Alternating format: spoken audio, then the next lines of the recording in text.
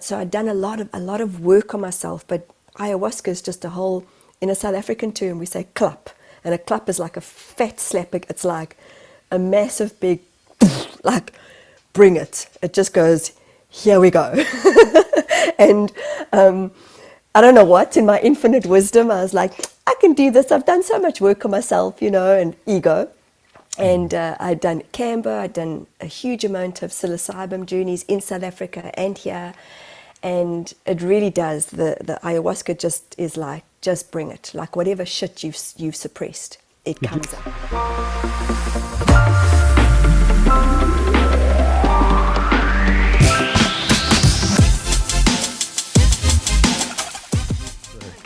Hi guys, I'm Michelle Carpenter from New Zealand, and I'm on Your Superior Self.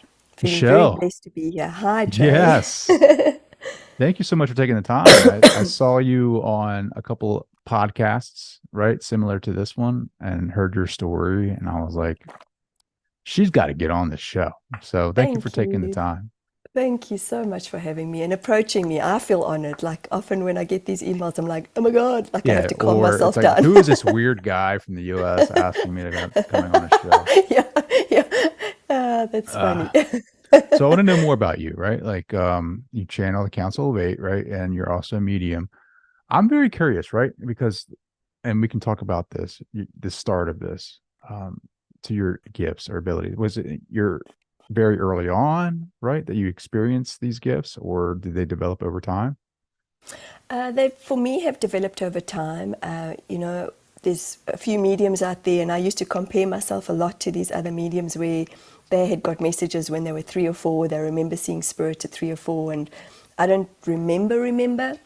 I just had a lot of my own childhood, adulthood stuff going on, and I know a big word today is a lot of the trauma that we're all working through. So I had some really big life experiences. If I look back at the time, I underplayed the life experiences, but some of those were, and I don't know how honest you want me to be, but am I able to be open about some of my sharings? Transparency. Thank you. So sexually abused at the age of 5 by my mom's brother. I had bulimia. I was a dancer. I had bulimia growing up. My father was a soldier in the Rhodesian War. My mom was raising 3 young kids on her own when my dad was away. So my dad, when he would come back, he was, partying a lot and drinking a lot. And my mom had carried a lot of anger herself and projected that onto me. I'm the middle child and the only daughter. My mom had labeled me with, or conditioned me that I must never trust anybody, and especially men. So there was kind of like all these multiple layers. Got to the age of 16 and a half, and I lost my best friend.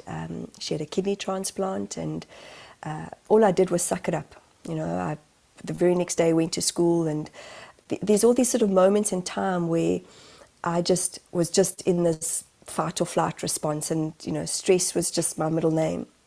I then attracted guys into my life where I just wanted to be loved and held and nourished, and my dad had had affairs when we were young kids, and it's kind of just the same pattern that I repeated in my life. And a lot of it was just about my self-worth, because I was an angry teenager. I realized as a teenager that I had been sexually abused and that it wasn't right by any way or means.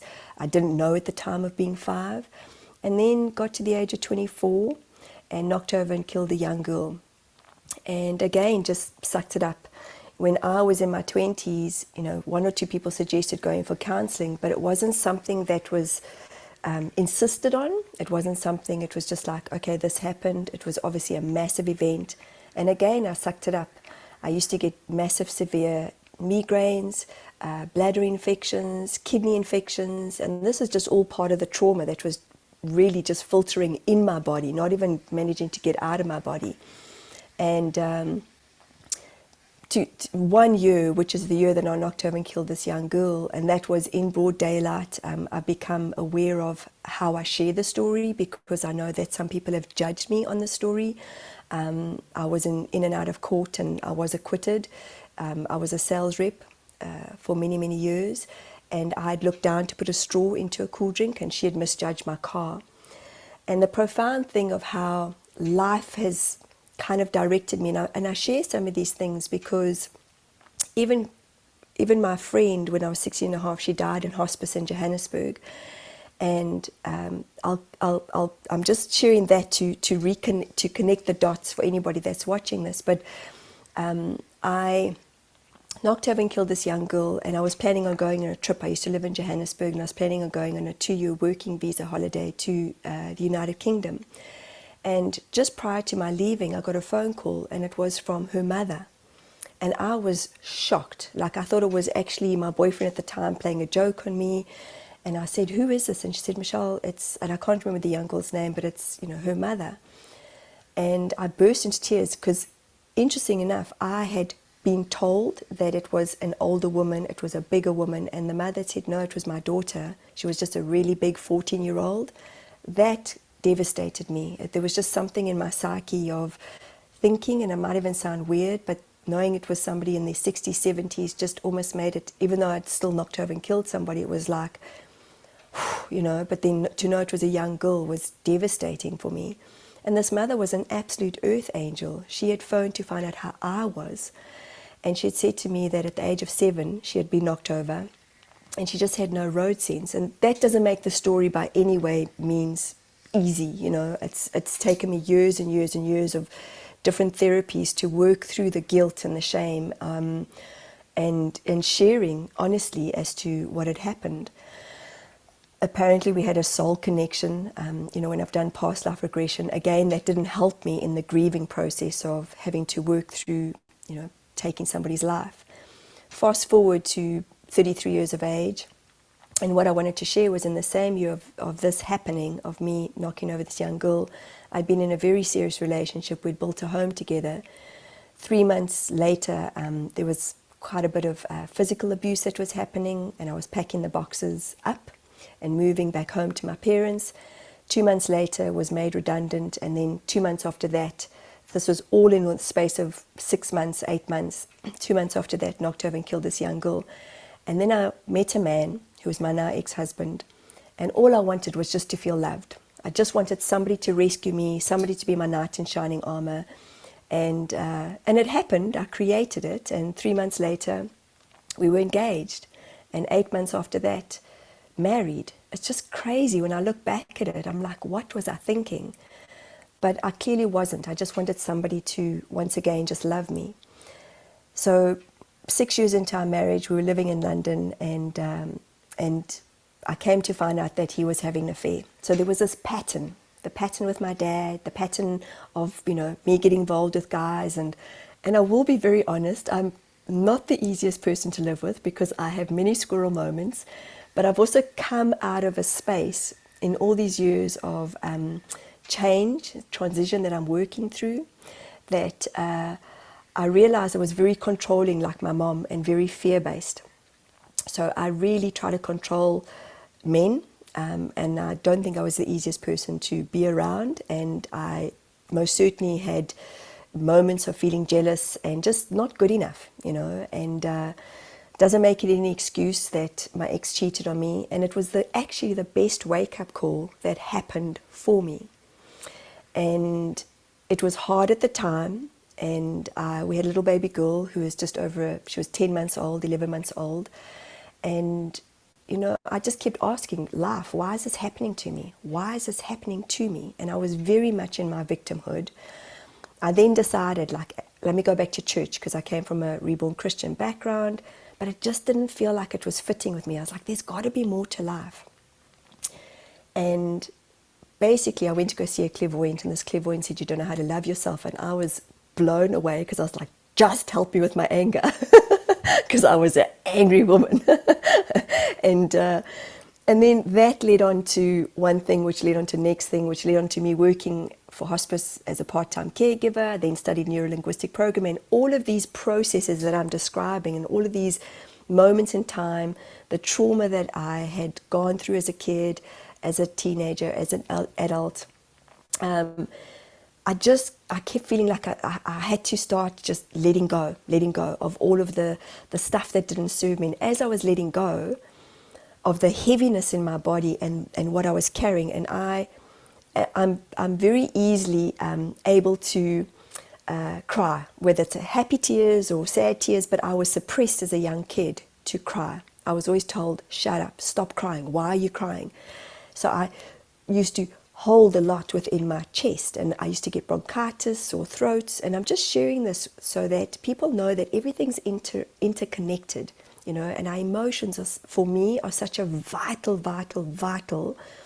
point of reference for us to work on ourselves. And like I say, fast forward to the age of 33, 34, this happened, and when I started to seek therapy and really start to let go of all those raw emotions, the anger, the frustration, the not knowing, the self-worth, I started to hear things, I started to see things, and then I became a counselor, and a part-time counselor. And one of my very, very first moments that I remember where spirit were talking to me was I had a client, and she was a regular client, and I said to her, "You're holding a little baby girl." And I described the dress she was in, and I described that she had dark hair. And this woman said to me, "How do you know that, Michelle?" And I said, "I'm just seeing you holding her, but you are." And she obviously started to cry. And I said, "But you are like destitute. You're just sobbing." And she said, "Michelle, I gave birth to a stillborn baby, and it was a little girl, and that was the way I described her dress. Was the way it was the way it was." And luckily, at the time of me going through this transformation, this change, somehow my guides, my team, brought beautiful teachers into my space. Not the easiest teachers. For me, the easiest teachers are the ones who just tell you what you want to hear. These were teachers who triggered me big time, or I felt triggered. and I basically, this one teacher of mine started teaching me that there was more. She started teaching me about energy. And I was gifted the Louise Hay. Do you know Louise Hay, Trey? Mm-hmm. The late Louise Hay. I was gifted her book, You Can Heal Your Life. And those are all symbolic of how I believe I was being guided to wake up to myself, to wake up to letting go, and of stuff that I was carrying, the heaviness of what I was carrying. And these were all moments where these things were gifted to me, and I started realizing there is more. And it's like my whole mind started to open up, and then the connection started to happen. And it didn't come easy, because I say my mind opened up, but I drove my teachers, my mentors, mad, because the good old CDs in the cars, I was still a sales rep, and I used to listen to Wayne Dyer, and I used to phone and say, "What does this mean? What does this mean? What does this mean?" You know, and I hear that often. Why? Why did this happen to me? What does this mean? And when we just let go of the what or the why, everything sort of just happily falls into place. And that's when my connection started. I started to let go of the why. And I didn't even know mediums existed. I didn't even know it was a thing. I heard in South Africa there were psychics and clairvoyants, like that's what I knew. But a medium, it wasn't something that I remember coming into my field or my space. And then I used to talk to people and say, "Oh, I'm seeing this," or "Your grandfather." And they'd say, "How do you know that?" And I said, "I don't know, I'm just being shown this." But again, because I lacked, and every now and again I still doubt myself, and I lacked a lot of self-worth, I didn't believe that I was able to have these abilities or these gifts until I was in a retreat, or until I was learning something, or until I was learning from somebody else. Then I felt safe to be able to share these messages that I was getting, or the downloads that were coming through. So that's just my story in brief, and as I've continuously still, every now and again, a trauma situation would come up, or some trauma that I need to let go of in my body, and for me, it's kind of like amazing. I sit here sometimes and I go, "Oh my God, this has happened." like I'm sometimes in awe of how our teams are always there. They're always delivering us messages, but I was just so in my chaos, so in my trauma, so in my controlled way of being, that I didn't have time to listen. I didn't have time to know that there was more, until I had to really wake up. And part of that was going through the divorce. I always said that it felt like I had been taken down, literally, because my family meant a lot to me. But it was a great gift that he gifted to me, and we're still great friends to this day. We don't talk a lot, but we share a daughter together, and I'm eternally grateful to him, and I've let him know that too, because I think he had kind of those, what the hell do you mean, Michelle, moments. But he really did. It was a wake-up call for me. Mm. And I also want to share that even in my unhappiness of my first marriage, often I used to put out there into the field like, oh, shit, I'll just get divorced. Oh my God, well, he's not doing this and he's not doing that and he's not behaving in a certain way. But it was never about him, it was about me. And I realized that I needed to work on me. And he did. He really, it was a great gift, and I don't think he'll ever perhaps understand. And again, I'm not taking away or the amount of work that I had to do, the amount of anger, the amount of screaming, the amount of punching pillows, the amount of anger that I'd felt because I'd really felt rejected, which was a continuation pattern in my life. And when we, in my opinion, when we are lacking doubt, when we lack self-worth or we're in doubt, we may feel a feeling of rejection or we may feel a feeling of abandonment, and we create a separation outside of ourselves. Does it make sense? I'm just, I'm taking in the entire, I just want to give you a hug right now, right? Like, Ah, thank you. I just feel I'll like, take holy it. shit, like this, like your life. I just, Yeah, a massive hug coming to thank you right you. now. I know there's a lot in there, right? And then there's a lot to Mm, unpack, right? Like mm. you've lived this trauma-filled life, this arduous path. Have you had, or have you emotionally processed this for yourself? It's a continuous process of, so yes, is the immediate answer. But having said that, something I've come to learn in the last year and a half, my mom passed away, and I wasn't able to, being the natural caregiver that I am, I wasn't able to get back to South Africa due to the mandates in this country. And that brought up a whole bunch of anger for me, because in my mind, in my heart, I just wanted to go and hold my mom's hand while she was, passing over. And I know that might sound contradictory because being the medium that I am, but the human in me, and that's where I'll say to anybody, it's great being spiritual, but we're here to have a human experience. And the human experience was, it felt like it was taken away from me. And the beauty of the feelings, the guilt, and the shame, this continual process of, I've been working on a lot of my mother's lineage stuff, a lot of the intergenerational trauma. And recently I had my second sitting of ayahuasca and psilocybin, and it was huge, and it had a lot to do with my mother's energy, stuff that I picked up on my mom's side. Were And you fearful at all going into that? Right? Like, I mean, they I hear this phrase all the time, right? mhm. Die before you die, right? I don't know what that means, and it's always associated with psychedelics. Like, is that the experience that you had, dying before you die? That's a great statement. I haven't heard that myself before.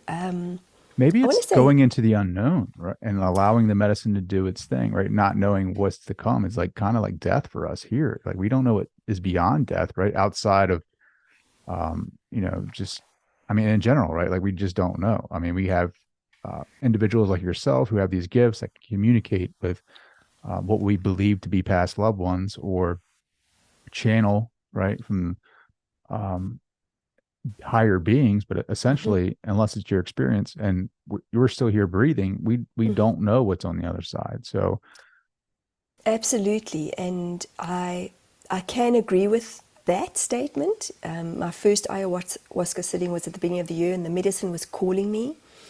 But in the work that I do and have done in the past, and I've reinvented and I've relabeled myself many times, and one of them was a grief and trauma intuitive, because I'm really good at helping people with trauma. So I'd done a lot of work on myself. But ayahuasca is just a whole, in a South African term, we say klap, and a klap is like a fat slap. It's like a massive big, like, bring it. It just goes, here we go. And I don't know what, in my infinite wisdom, I was like, I can do this. I've done so much work on myself, and ego. And I'd done Canberra, I'd done a huge amount of psilocybin journeys in South Africa and here. And it really does. The ayahuasca just is like, just bring it. Like whatever shit you've suppressed, it Did you comes up. experience like mother ayahuasca, right? That motherly divine power?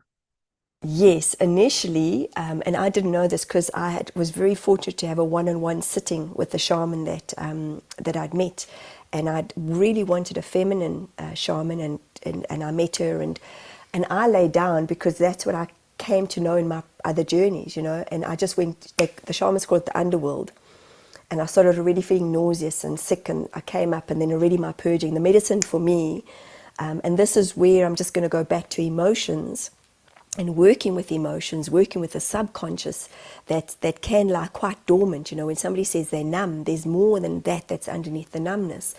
And for me, it was like I wanted to purge, and I wanted to get out. And my statement or my intention was letting go what no longer served me. That's massive, okay? In hindsight, like, what the fuck was I thinking? Because it's huge. It's kind of like, okay, Michelle, you've got a whole another 50 years to do that. But just see how much you can do in the next 8 hours. But yeah, it was phenomenal how at times she held me, like she would speak to me, and it even happened right at the end of our journey, where we closed ceremony and we went into nature, and we blessed our purging, and we gave it to trees, and we just thanked the moon, and we thanked everything. But I shared this with you before we started recording, is that I'm still learning to do things slowly. And so I remember having my bucket, and oh my God, the smell, I couldn't handle the smell of ayahuasca. Like every time I would just like projectiles, like I'd get a whiff and I'd be like, oh my God, it's going to come up. But I, in my infinite wisdom, thought, okay, journey's over.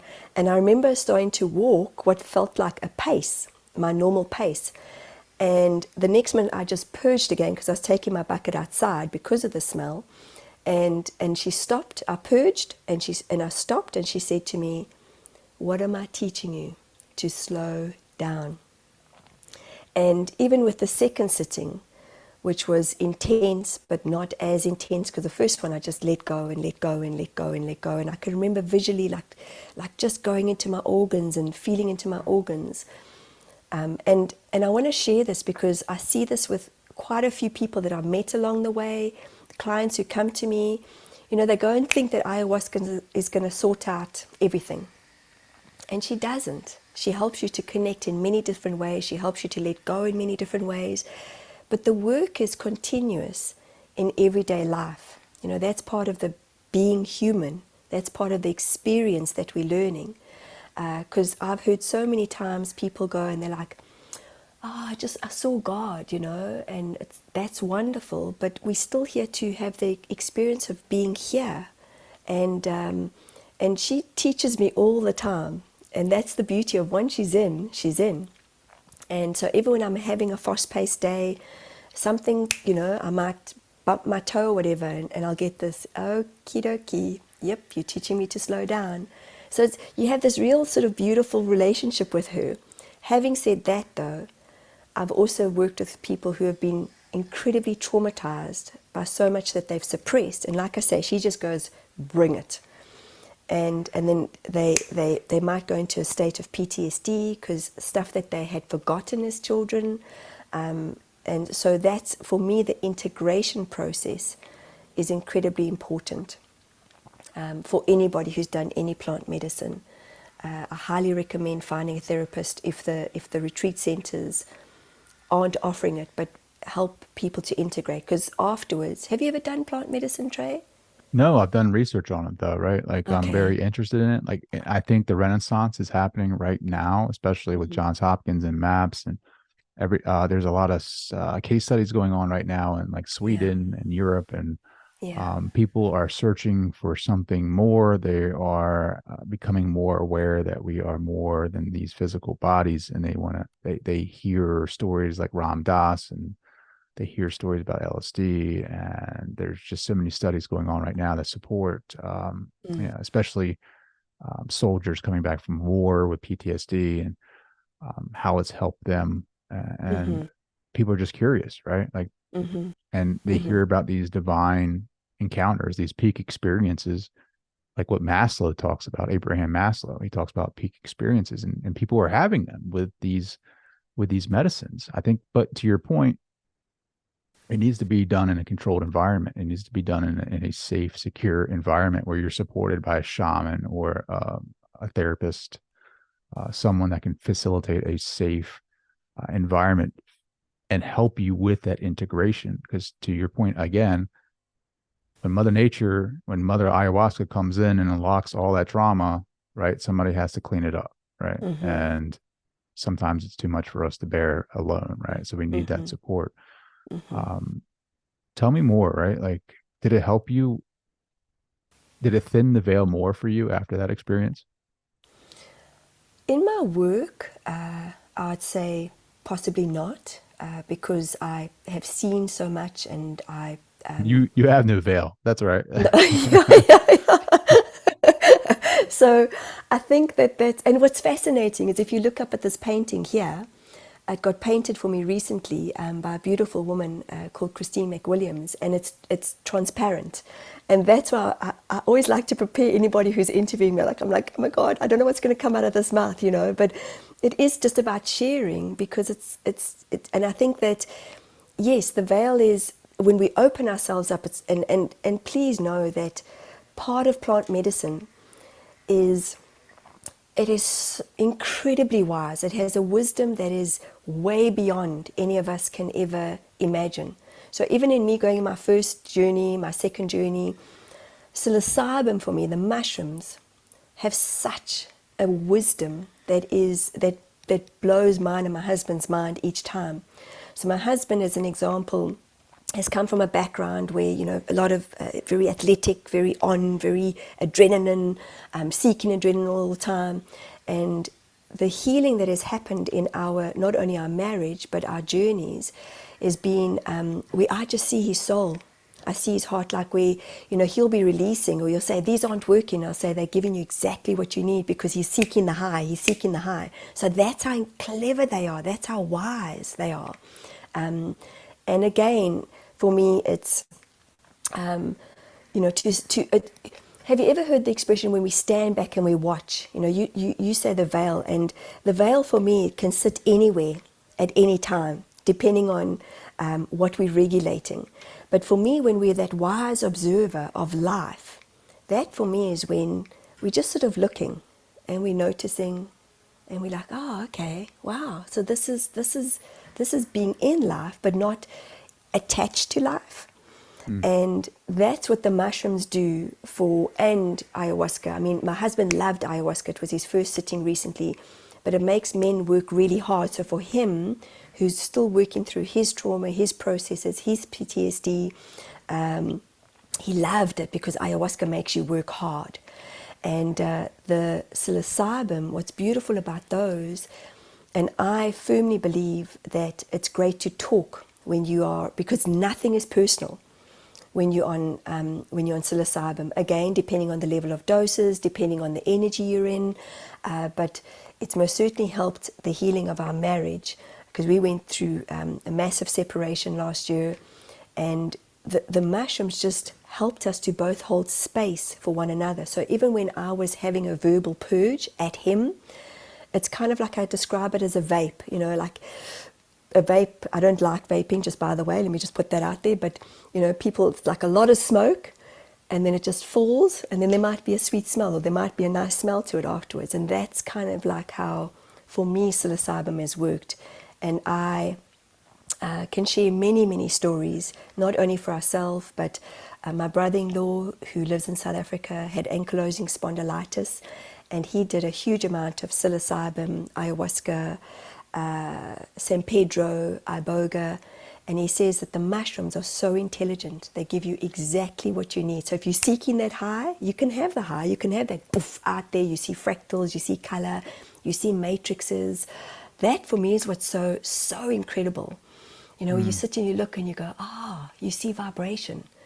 Now, But we're what does not that taught do for that. you though, right? Like, and I don't mean to cut you off, but what does No, that go do for for it. you? Like, it's great to see it and Hmm. experience it, but when you come back, how do you change, right? Like, how do you be in the world? I guess like that's the problem is like, with Ram Dass and his guru, right? That example of like his guru taking like, that extreme, in that story where he takes like, I don't know what the amount is, 4 tablets of LSD, and he's still just hanging out in this bliss state. We're always trying to chase that bliss state. We're trying to chase that level of consciousness, Mm. right? I just think the integration is the most important part. Like, how do you go out and have these mystical experiences? But like, if you're still the same, like at that point, you're just addicted to the experience. You're not really evolving as consciousness.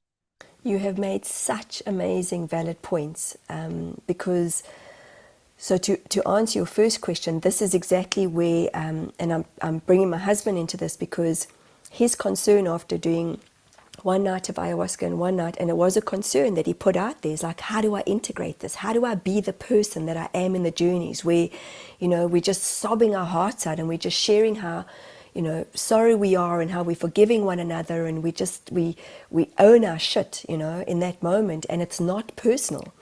And the integration is exactly that. We were still like, came back, and you still take things a bit personally, but that for me is the process of working with the emotions, working with our feelings, working with the inner child inside of us who perhaps wasn't loved, nourished, nurtured in my perception of my upbringing. His was different. Yours would be different if you, chose to do plant medicine. But it's having to notice, because you see so much more, but it's having, and this is where, again, my argument sometimes comes in with being spiritual, is that we have a bridge that's between us. We have the higher realms, but we've chosen this experience. I've chosen this experience of my parents, this body, what I went through, and it is a choice for me to want to shift that, to want to change that. But unfortunately, or fortunately, my experiences that I created, and it used to piss me off that people would say that to me, especially people who just say, well, Michelle, that's your soul's journey. And I'm like, what the hell, man? Couldn't I have chosen a different one? And I've often joked, like, if I come back down, I'm going to be like Tom Cruise, like hanging on that wire. And if they cut that wire, I promise you, Trey, I am creating shit, man. So I'm just threatening them as I'm saying this. But, for me, it's like, how do we make our human experience lighter? Because we know that there's tough out there. We know that there's harm out there. We know that there's war out there. We know that there's massive fear out there. We know all the dark, Often a client will say to me, Michelle, I'm like, how do I worry about the entities and the darkness? And I'm like, well, let's just help you with the feelings, because we're whole people, and our heart is whole. And I give this example that, our hearts are sitting here beating right now, and you and I aren't having, as much as I'm talking and hind leg of a donkey, and you're very kind to be so patient, but our hearts aren't going, okay, or we have to say, Trey, did you remember to ask your heart to beat? Did you remember? Our hearts are just giving, and they're giving, and they're giving. And that's how I explain energy, is our heartbeat is just giving to every single cell, to every single organ. And every single cell is precious. Every single atom, every single molecule. So to go back to what you're asking, most certainly it is the integration process, and it's just showing up with whatever comes up in the day. Mm. We're taught about being present. And I'm still learning to be completely present. But as my dog came in earlier on with the fly, and, if my son had to walk in the door and bump, because he doesn't know I'm in this podcast, I'd be like, oh, shit, so, and then I'd breathe and then bring myself back. And I like to call it presence, being in our presence of Sure. ourself. I love And that. that's where I think we become our own best friends. We Mm. love all parts of who we are. Beautiful. Like, I don't even have to talk, right? Like, I have this saying, when the painter is painting, you let him paint, right? Like Hmm. you are in your flow, you're painting this masterpiece, just speaking your truth. And like, I don't, who am I to get in the way of that, right? Like, I think it's beautiful. Thank you. I don't even know. I was so caught up in what you were saying. Like, I don't even know what I was going to say. um, do the, Heart, heart. Let's go back to heart. yes, the heart. Okay. Um, but in all Look, seriousness, yeah. do the Council of Eight ever talk about psychedelics and their purpose here? They have. They've spoken to one example comes to mind.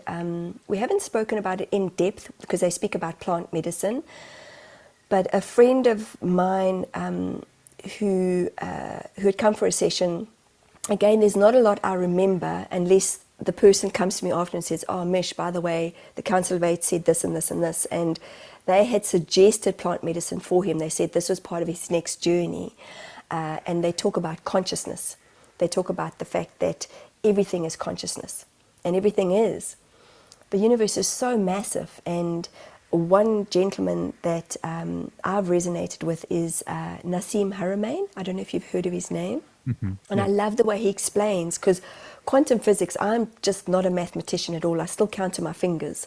And it drives my family mad because my husband's like he just gets the, I think he's like into sacred geometry and all that kind of stuff. But I love how Nassim Haramein explains quantum physics. It's simple for me. And that's what I like about how I channel in the Council of Eight. I've always said to them, I want to keep it simple. I want to keep it wholesome, and share that people like myself, who I just feel are just of the norm, who perhaps have gifts in different ways, but who aren't scientific based, how can we keep it simple? So again, and I'm not going to make this about the Council of Eight, everything in moderation, Trey.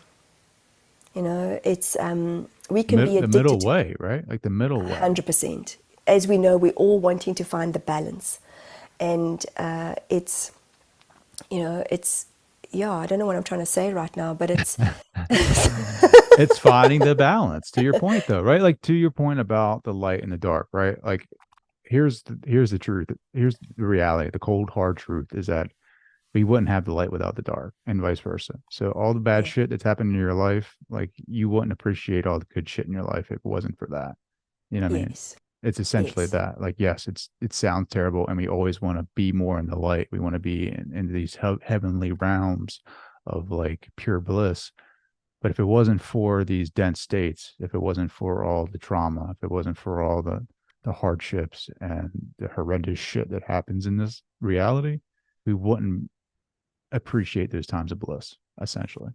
absolutely. And that for me, bliss is the same as compassion, kindness, where there's just this easiness, where you have a friend where, like, I just feel if you're a friend, it's like here I am talking to a bud, and I'm giving you my experience of life, and it's just easy and simple, and we're just in the presence of wanting to be here for one another.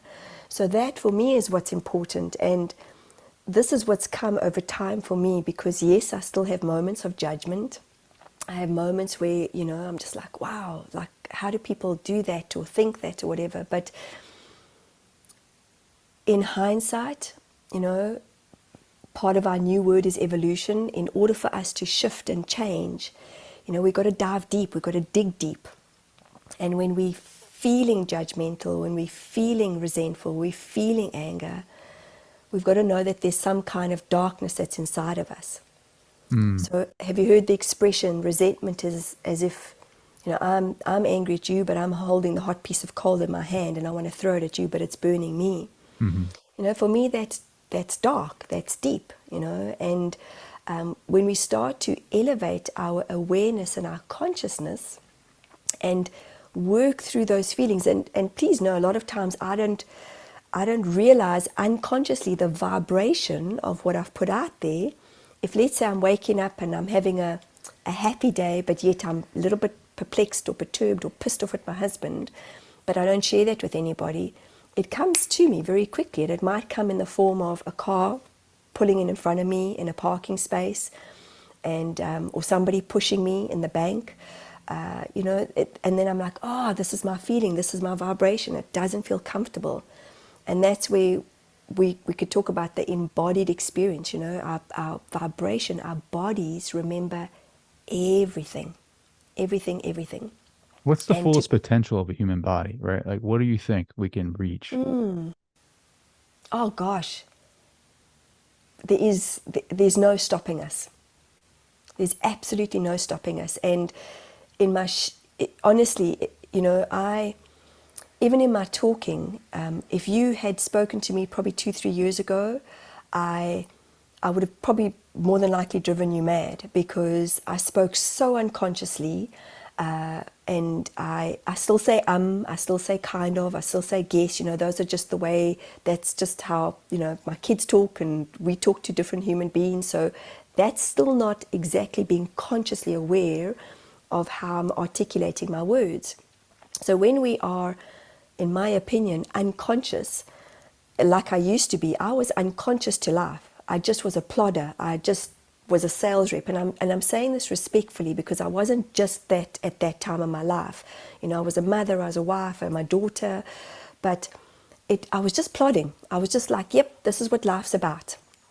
And for people who are uneasy or have diseases or whatever, it often blows my mind how people would say, Michelle, are you sure I can heal myself? And I'm like, yes. People who have fibromyalgia, they don't realize it, or multiple sclerosis. There's ways and means, and that takes me back to the tools and finding the balance, because my way isn't the right way. I might get messages from spirit, but ultimately, as I deliver the messages, it's what you choose to do with the messages, because we're still ultimately in the doing. That's part of the being. I can't just be sitting on a podcast and holding An space and being amazing like, podcast, by the way. oh, I forgot that. An amazing Yeah, podcast. one of a You're going to kind. skyrocket. You're going to skyrocket. I can just see it.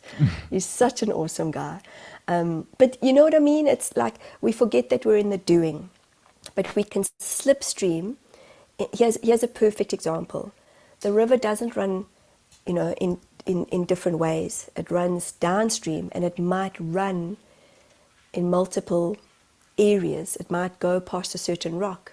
It might go past a certain, plant. But often, as human beings, we're trying to swim against the river, and that just takes me back into the body.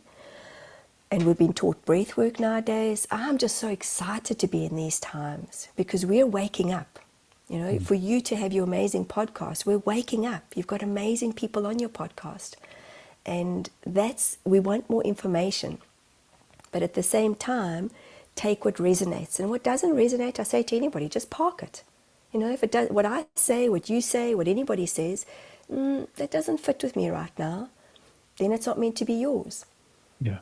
I think right now, right? Like, I've had conversations with so many people with so many different perspectives and so many different philosophies and so many different experiences. It can be confusing about what is truth, right? Mm-hmm.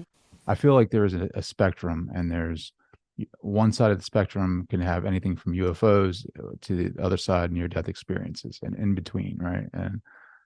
But ultimately, and how I describe it is, like, it's all leading to one ocean. Like, all rivers lead to one ocean, right? And I feel like it's consciousness, or whatever source, whatever you want to call that, just kind of like getting our attention and saying, all right, whatever you're into, right? Ultimately, it leads to me, right? Yes. I feel like that's my philosophy, my personal philosophy. But I'm more, right? Like, I don't know the truth, but I know that when you're unconscious, like, to your point of being unconscious, we don't see our behaviors. We don't see how society is acting or portraying itself, right? Like, we don't see how men, the wounded masculine, are operating in our society, how sensitive males are not honoring their emotions, are not speaking about their emotions, Yeah. are walking like zombies in society, trying to be something that, who the hell said we had to be a certain way, right? Like, the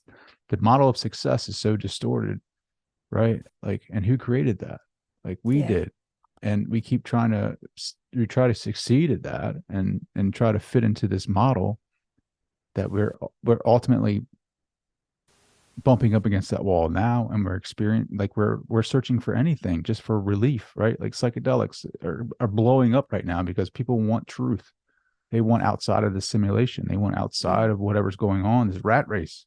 Like the pandemic was so impactful because we got to stay home and work and be with our families and see and have some calmness to the storm, right? And we love it and we don't want to go back. However, out of fear, right, we put ourselves in situations, we're setting ourselves up for failure to go back into that. And I feel like we need to awaken to that fear and see how those patterns are playing out in our lives, our everyday lives, right? Like, why are you doing the same job every day, right? Out of fear, right? Out of fear of not being able to provide. Or why are you staying in a certain relationship? Is because of fear, right? Of that you have to be this certain person and or be ostracized out of society because you don't fit a certain model of success, right? Like you have to do these things to fit in, right?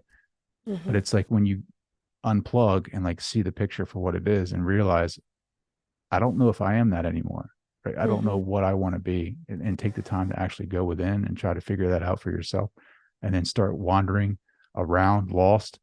Create your own path, right? Like search for that, whatever that may be. Search for your dreams, right? I mean, I listened to something. I was listening to the Gene Codes today, and there was a section about success and how a lot of people don't go after their dreams because the fear of success. Like, what would that look like? No one knows what that looks like. So they stay small. They stay in what the status quo is because that's comfortable.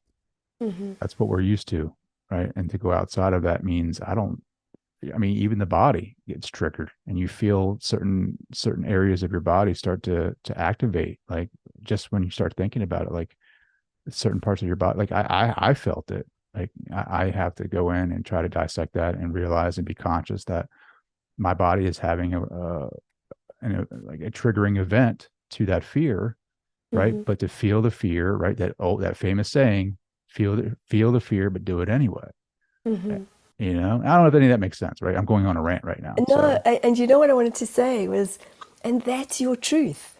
And that's the beauty of it. It doesn't, who am I to sit here and say, oh, yeah, you're going on a rant. That's your truth. That is my That's truth. the beauty of, how we all interpret things in a different way.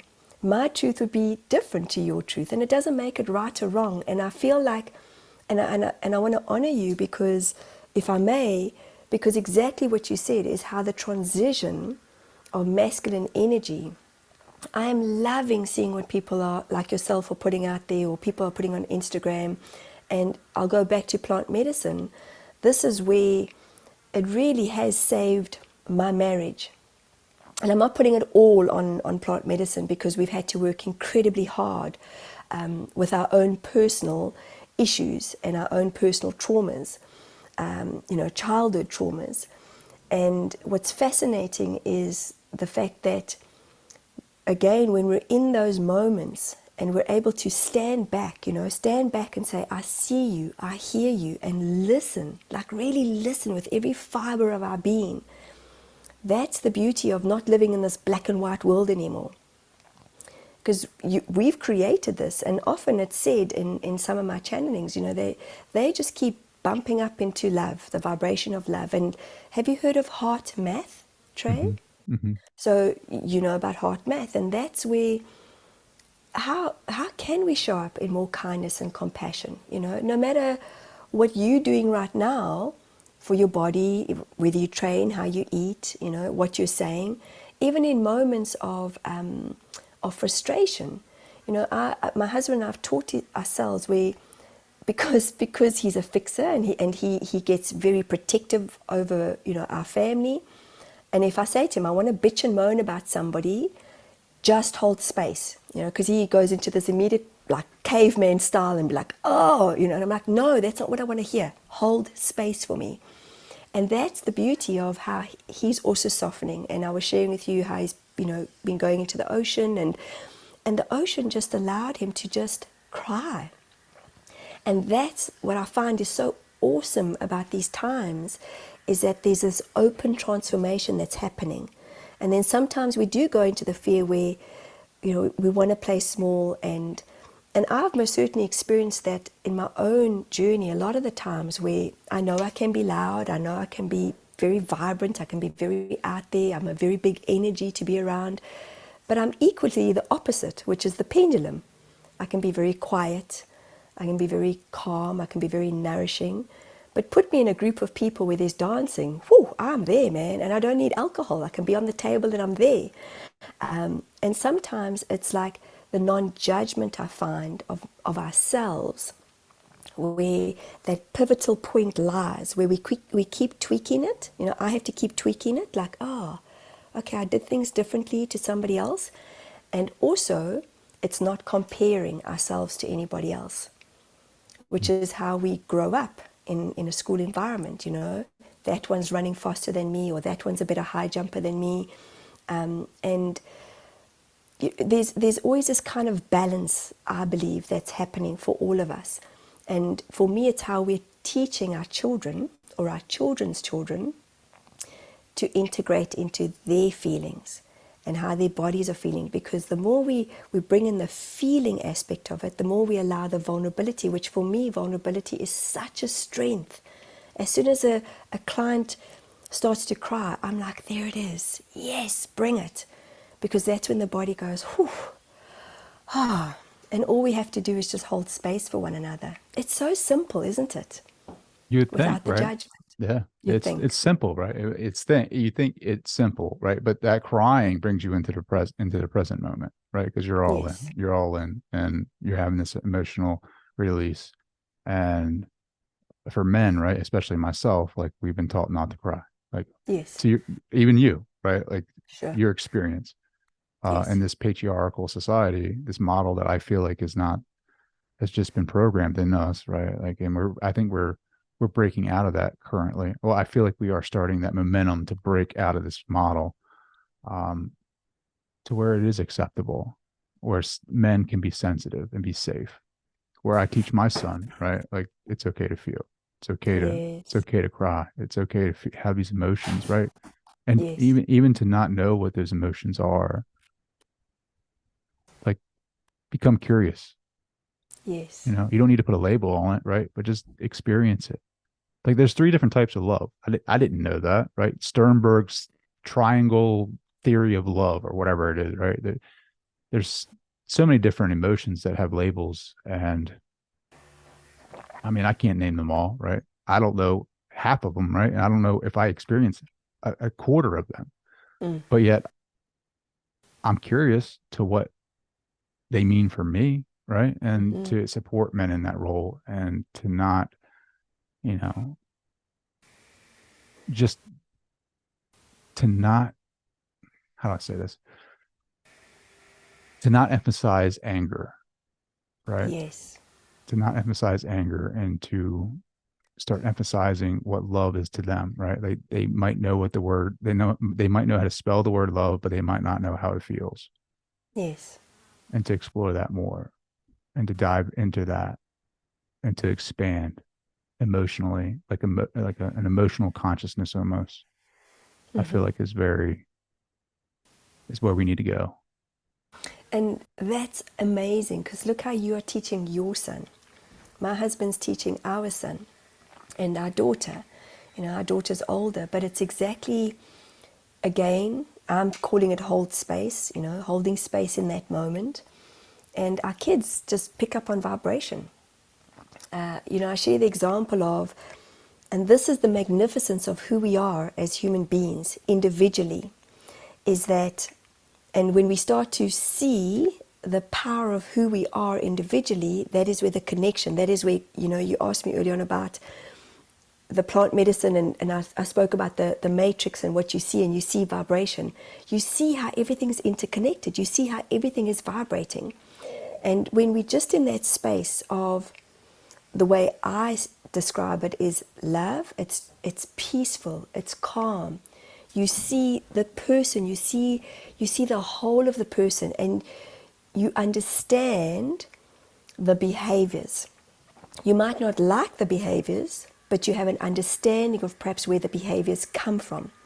Mm-hmm. So that's the honoring of, you know, the transition for me is like you doing what you're doing for your son. My husband's, you know, and I'll say to him, I said, you know, I'm stepping out of this one. This is up to you right now to get involved. And that's where I think as mothers and fathers, because the same happens for me with my daughter, that's where we've really got to dive deep, I believe, and say, oh, hang on, did that sound like my mother right now? Oh, that sounded very judgmental, especially because my daughter and I, we can be quite sarcastic with one another. And I've said to her, we've got to stop it, because then it becomes like a thing. And I said, you know, at the end of the day, I'm here to be your mom. I'm not here to be liked all the time. And it's just navigating. It's like a compass, you know, and we're all navigating our own selves. And I'm most certainly seeing a transition, because I've had a lot more male clients. And it's so incredible how, you know, people are going, I just want to shift the old. And people from 73 right down until sort of in the early 20s. And that's what I love, is that there is this wake up. And, you know, a lot of people don't like hearing this, but COVID woke us up.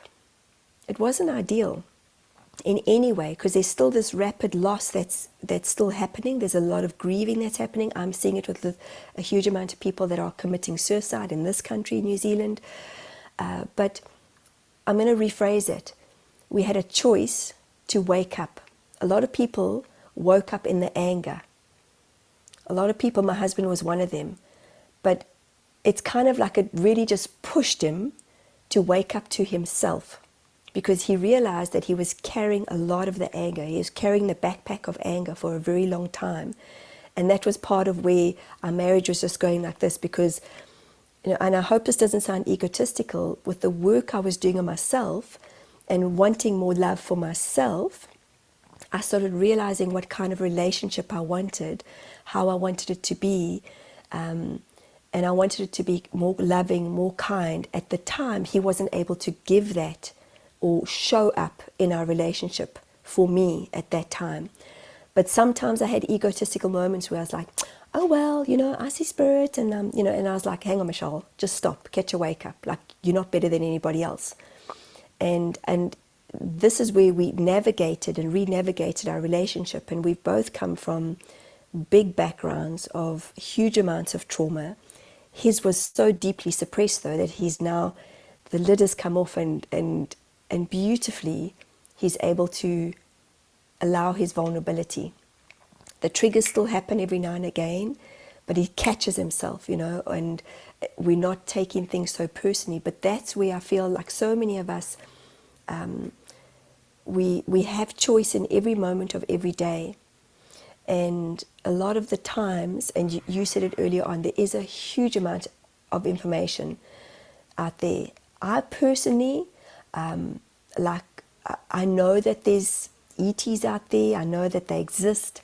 There's some beautiful, beautiful, beautiful ETs. I haven't seen them. I don't know what they look like as such. And remember, we have imagination. So imagination is key for us to just pop. And but it's not the kind of podcast I would listen to. It just doesn't resonate for me. I'm about self-help. I'm about growth, and that's what resonates with me. But it doesn't make that those people who are doing that and putting that out there, because you'll have other people that will resonate, as people will resonate with your podcast. And again, if we can show up in just our true selves, our true nature. So can I ask you a question and maybe put you on the spot? Yeah. Were you there when your son was born? Yes. And how did that feel for you? I'm still working through that, right? Like, because there's a conflict there where I feel this immense joy. And I've mentioned this before, where there were women in the room, nurses, female nurses and doctors, that I wouldn't visually demonstrate my emotions. Like, I was holding back the tears, right? Because I didn't want to cry in front of them. Okay. And thank you for answering that. And when you held him, even though you perhaps didn't allow the tears, was there a sensation of, what would you describe it? if you could describe it. Sure. It's like, is this really happening? Right? Like, am I holding, like, I've created this, right? Like, Yes, this is yes, of me. You yes. know, And my it's son is me. perfectionism. Yeah. It's It's perfect, perfectionism. right? Yeah. And it's a 50-50 of you and your wife. I know, right? Like, doesn't that just blow your mind? Like Yeah. one sperm out of all your millions of sperm. Like I always joke and go, they like push each other out the way, like, no, that's mine, you know? Sure. And Sure. one sperm out of millions. And then you have this pure perfection that comes out of us as women. Hmm. And then we just might have the way we're conditioned, you know, the things that we taught in life. And that's what I like to go back to is some of us, I didn't have the easiest birthing experiences, but at the same time, when you just touch that little skin, you know, when you just see those little hands and those little feet, it's pure perfectionism. And that's what and at the same time, growing inside our mother's stomachs. None of us ever had to say, okay, baby, oh, shit, Trey, we forgot the color eyes. We just come from this source, the divine, the whatever you want to call it. Hmm. I had a client yesterday who asked me about heaven and hell. And I didn't feel the need to say to her, oh yes, there's heaven, absolutely, your late husband's gone to heaven. I asked her what her belief system was. And I believe that we live in heaven and hell on earth. Because we talk about the bliss, we can have beautiful, blissful moments like holding your beautiful baby, but we can have some very hellish moments at the same time when we see cruelty and we see abuse, or we see Hmm. war, you know, and we are part of it. So for me, that's the heaven and hell that is here.